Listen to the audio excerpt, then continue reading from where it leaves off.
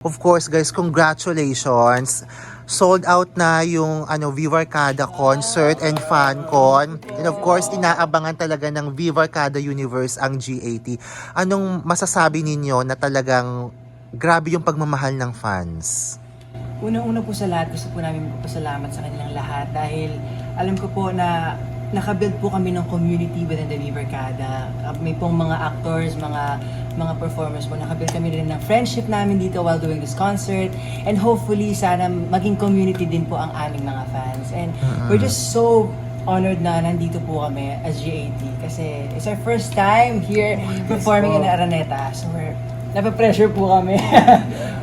Oh, speaking of pressure, how do you handle the pressure of performing sa The Big Dome?